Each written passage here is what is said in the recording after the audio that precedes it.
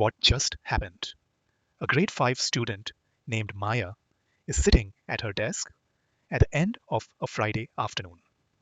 Her class has been studying the concept of life. She has spent the week sorting cards. She has argued about whether fire is alive. She has decided that a seed is alive, even though it looks dead. She has changed her mind 3 times about a river. In a notebook, she has been asked to finish one sentence.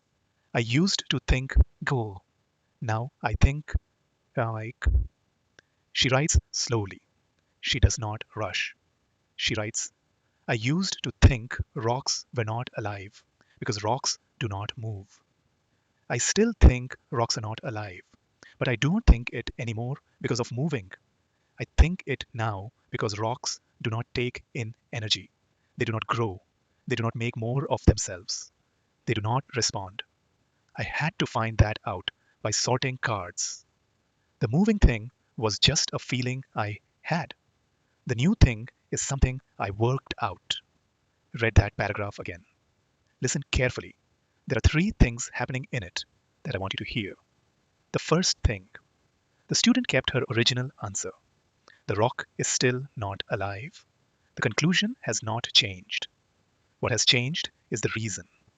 The student no longer believes the rock is not alive because of intuition. She believes it because of evidence. She has moved from gut feeling to reasoned criteria. That is a shift in the kind of knowing she does. The second thing, the student named the reason for the change. She did not just say her thinking changed. She said it changed because of the sorting. She named the cognitive move that produced the new understanding. She is aware of how she came to know what she knows. The third thing, the student named the limits of her old thinking. The moving thing was just a feeling I had. She has separated her current self from her past self. She has stepped outside her own thinking to look at it. She has become, in this paragraph, her own observer. This is reflection. This is what reflection actually looks like when it is working. And this is what is missing from almost every classroom I have ever walked into. This is the 7th and final phase of a concept-based inquiry lesson, and it is the most often skipped. We are going to spend this chapter on why it matters and how to do it well. What reflection is not. Let me start with what reflection is not, because I think most teachers misunderstand it. Reflection is not, what did you enjoy today? That is a feedback question that tells the teacher how the lesson was received. It is useful for the teacher. It is not learning for the student. Reflection is not, what did you learn today? That is a recall question. The student lists the content. The student summarizes the lesson. The brain runs a retrieval. That is also useful, but it is not yet reflection.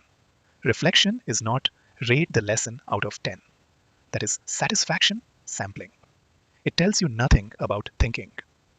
True reflection is something else. True reflection is the student tracing the journey of their own thinking. The student is asking, how did I think differently at the start of this lesson than I do now? What did I let go of? What did I take up? What is the move I made that I want to make again? This is metacognition, thinking about thinking. It is the highest order operation school can teach. It is also the operation that transfers most reliably out of school. A student who knows how they learned can keep learning. A student who only knows what they learned needs us forever. The difference between feedback and reflection is enormous. Feedback is for the teacher. Reflection is for the student. We almost always design questions that get us feedback when what students need is the chance to reflect. The phase we skip. I want to be honest about why this phase is so often skipped. It is not because teachers do not care. It is because the bell rings. The lesson runs long. The provocation took 12 minutes instead of 10. The sort produced unexpected debate. The investigation needed more time than planned. The generalization took 3 rounds of refinement. By the time the transfer task is finished, there are 3 minutes left. The teacher looks at the clock and thinks, I have to send them to the next class. I will reflect tomorrow. Tomorrow is a new lesson. The teacher does not reflect tomorrow. The reflection slot vanishes.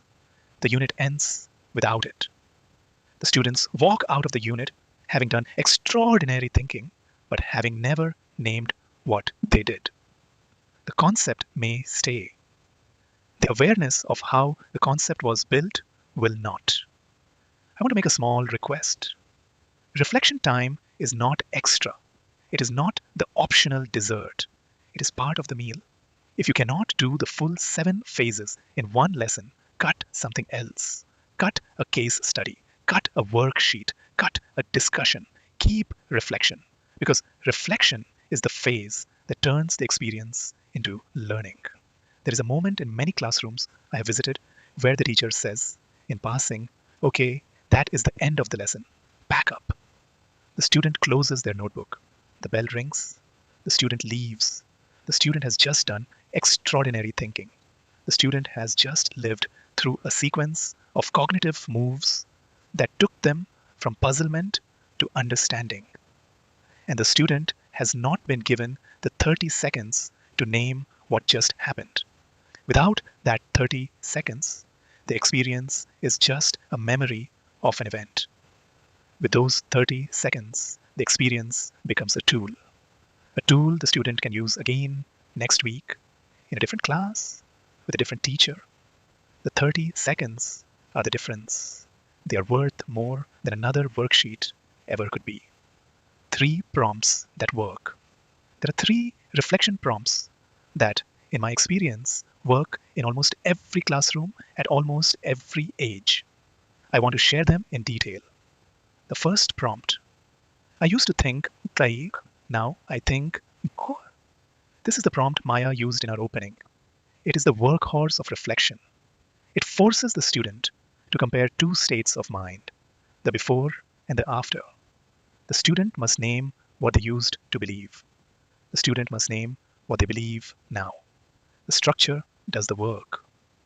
The student cannot answer this prompt without doing actual reflection. This prompt works for everyone. A kindergartner can say, I used to think the cloud was alive. Now I think it is not. A diploma student can say, I used to think Tokay was about giving my opinion. Now I think it is about examining how I came to have the opinion in the first place. Same prompt, different depths, the structure scales. The second prompt, where else in life do I see this idea? This prompt extends the concept beyond the classroom. It is a small transfer task disguised as reflection.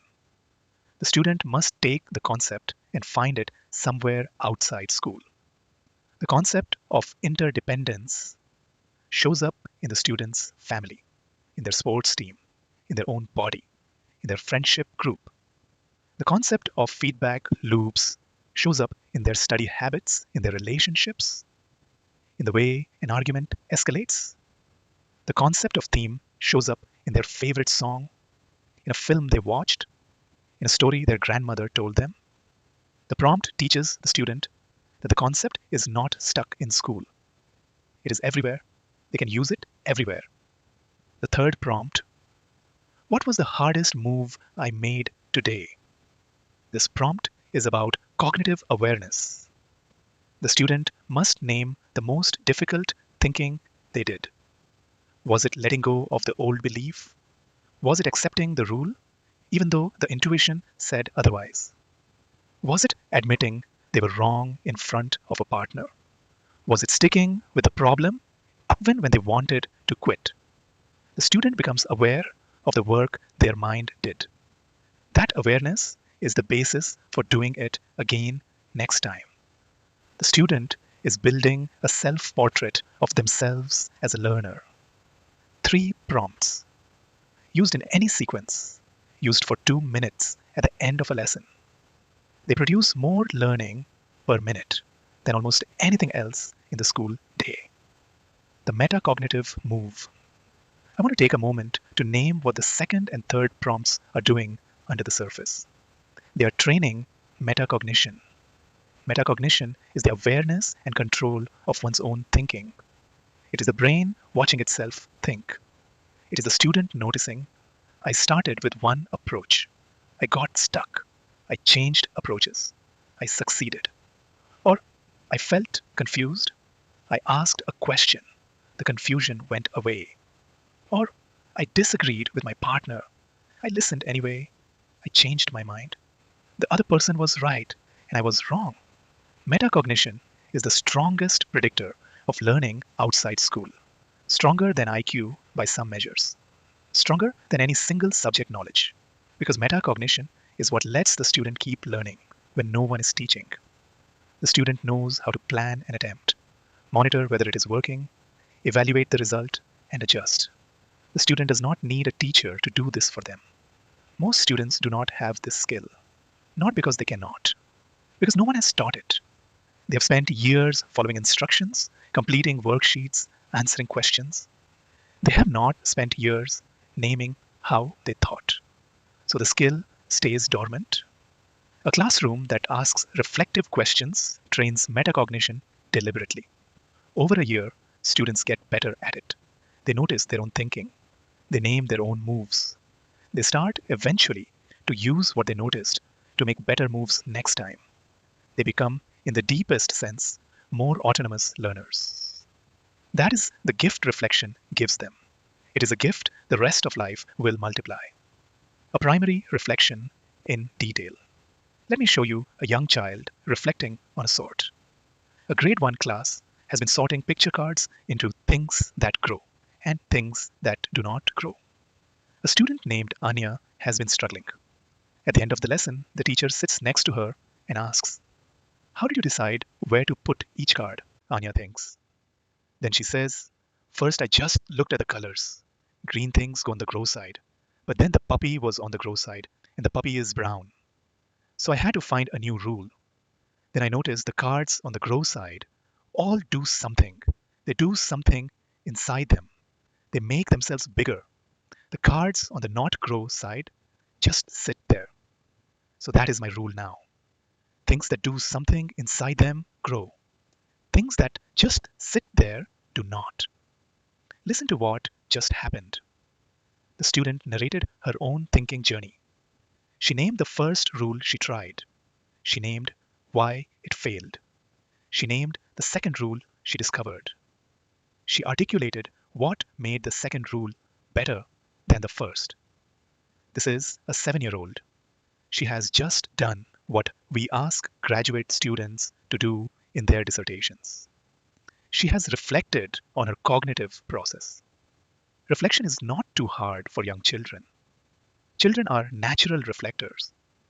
They are profoundly interested in their own thinking when given the chance to talk about it. What is hard is not the reflection. What is hard is finding 2 minutes for it inside a packed school day. That is the move we have to make. A diploma reflection in detail. Now let me show you reflection at the other end of the school journey. A diploma student named Karthik has been working on a theory of knowledge essay. The essay asks how we know what we know. He has been at it for weeks. At the end of the process, his teacher asks him to reflect on his own thinking journey. He writes, when I started this essay, I thought TOEIC was a kind of philosophy lesson where I had to give my opinion on big questions. So I wrote my opinion. My first draft was full of strong claims. I said things like, science is the most reliable way of knowing because it uses evidence. I felt clever. Then my supervisor asked me a question. She said, how do you know science is the most reliable way of knowing? What evidence do you have for that? And is that evidence itself coming from science? Are you sure you are not in a circle? I sat with that question for a week. I realized my opinion was a knowledge claim, and I had no idea how I knew it. I just felt it. The essay had to start over. The new essay is not about my opinion. The new essay is about how I came to have the opinion, how my schooling, my culture, my family all gave me a particular faith in science before I ever thought about it. The essay is about the conditions that produced my conviction, not the conviction itself. That is a completely different essay. That is a Tokay essay. Read that paragraph. The student has not just learned content. The student has learned that he had a hidden assumption. The student has learned to look at his own thinking from outside. The student has learned to ask, where did this belief come from? The student is now able to do this without the teacher prompting. The student has internalized the move. The teacher's question has become the student's instinct. That is what reflection can do over time. It does not just produce a thoughtful paragraph at the end of a lesson. It produces a thoughtful mind, a mind that knows how to examine its own contents, a mind that does not just believe, but knows why it believes. Tools for reflection. There are a few simple tools that support reflection in the classroom. None are required. All are useful. The exit ticket. A small piece of paper handed to each student at the end of the lesson. 1 or 2 reflection prompts. 2 minutes to write. The teacher collects them on the way out the door. The teacher reads them in the evening. The teacher's planning for the next lesson is shaped by what students wrote. A simple, fast, low-effort tool that produces enormous returns. The traffic light self-assessment. The student colors a small circle, green, yellow, or red, depending on how confident they feel about the concept. Green means I have got it. Yellow means I'm getting there. Red means I need more time. This is more useful than it sounds. Students who use it for a week become surprisingly accurate at calibrating their own understanding. They learn to spot the difference between feeling like they understand and actually understanding. That is a metacognitive skill the whole rest of school will benefit from. The sticky note wall. The teacher leaves a wall covered in colored sticky notes for the whole unit. Students add reflections as they occur. I noticed today that I had to change my mind about this connects to what we learned about Varshaishi. By the end of the unit, the wall is a visible record of the class's thinking. The teacher and the students can stand back and see the journey. The journal, a small notebook in which students write whenever a thought occurs to them. The journal is not graded. The journal is private. The journal is where the student can be honest, including about their confusions. A journal that is read by the teacher at the end of a unit gives the teacher more insight into student thinking than any quiz could. The pre and post reflection. This is a special tool I want to spend a moment on because it is unusually powerful.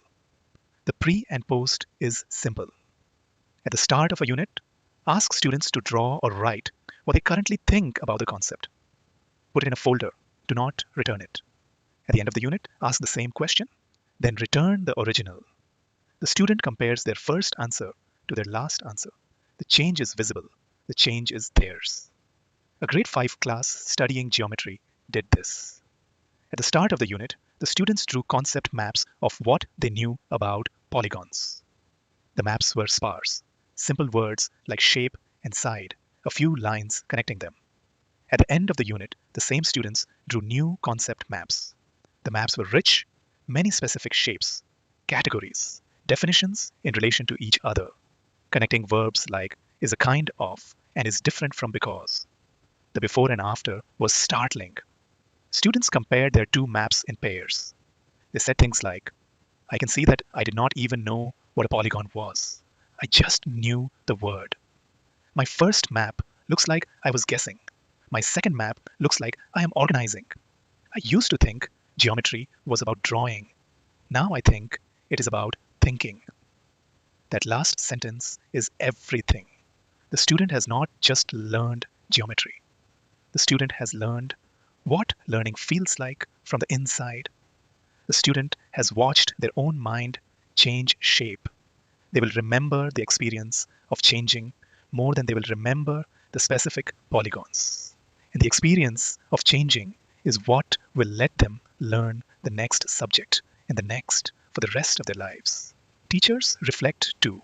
A note for you, the teacher. Reflection is not only for students, it is for us. After every lesson, especially every CBI lesson, we owe ourselves a few minutes of reflection. Did the provocation work? Did the sort surface the concept I wanted to surface? Did the investigation produce comparable data? Did the cross comparison chart make the pattern visible? Did the students produce a strong generalization? Did the transfer task reveal what I needed it to reveal? Did the reflection prompts pull genuine reflection or just feedback? When something did not work, the natural reaction is to blame the students. They did not focus. They did not engage. They were not ready. Resist this. The lesson is our design. If the lesson did not produce learning, the design needs adjusting, not the student. What was wrong with the cases I chose? What was wrong with the question I asked? What was wrong with the chart I gave them? The answer is almost always in the design. Adjust the design. Try again. Some of the best teachers I've ever met keep a small notebook. After each lesson, they write 3 things. One thing that worked, one thing that did not, one thing to try next time. Over a year, that notebook becomes a textbook on teaching, custom written for their own context, their own subject, their own students. The notebook is the teacher's reflection journal. It is the engine of their growth. Reflection is bi-directional. The students reflect on their learning. We reflect on our teaching. Both halves matter. Both halves make the work better. Why reflection lasts? A brief word on cognitive science. There is a phenomenon called metacognitive transfer. When a student becomes aware of how they learned a particular concept, they become better at learning future concepts in similar ways. The awareness transfers even when the content does not. A student who reflects on having sorted cards to build a concept of life becomes better at sorting cards next year, even on a completely different topic. The mind has learned the move. The move is portable. This is one of the most important findings in educational psychology. Metacognition transfers. Content does not, at least not very well. So if you want learning to transfer, you teach metacognition. You teach the student to reflect on how they thought. There is also a finding called the consolidation effect. The brain processes the day's learning during sleep. The processing organizes what was learned into longer-term memory. The processing is more effective when the student has done a small amount of reflection on the day's content before sleep. Reflection acts as a tag. The brain attends to the tagged content during consolidation. Tagged content is stored more durably than untagged content. 2 minutes of reflection at the end of a lesson is, in this sense, a tag. The brain will work on the tagged content overnight. By the time the student returns the next morning, the concept is more deeply encoded than it would have been without the reflection. The 2 minutes pay enormous interest. You do not need to know any of this neuroscience to teach reflection well. I share it only because it might help you trust the move. The 2 minutes are not a luxury. They are a force multiplier. Skipping them is not saving time. It is losing time that the brain would have used productively in the next 24 hours. What you can do tomorrow. At the end of your next lesson, give students exactly 2 minutes for the sentence. I used to think, "Jitesh." Now I think, "Washayok." That is the whole assignment. 2 minutes, 1 sentence, no more, no less. Then collect them. Read them on the way home or that evening or before the next lesson. Do not grade them. Do not correct them. Just read them. You will be surprised by what they tell you. You will see in the gap between used to think and now think whether your lesson actually changed the student's mind. If the gap is large and concrete, the lesson worked. If the gap is empty or generic, the lesson did not land where you thought it did. Either way, you have learned something about your teaching that no other tool would have shown you. Try it. One lesson, 2 minutes, one sentence. The cost is low, the return is high. Looking back, in this chapter, we walked through the seventh and final phase of a concept-based inquiry lesson. We saw what reflection is and what it is not feedback, not recall, not satisfaction. Reflection is the student tracing their own thinking journey. We named why the phase is so often skipped. The bell rings, the lesson runs long. We argued that reflection is not optional. It is a phase that turns experience into learning. We met 3 reflection prompts that work at any age. I used to think, now I think. Where else in life?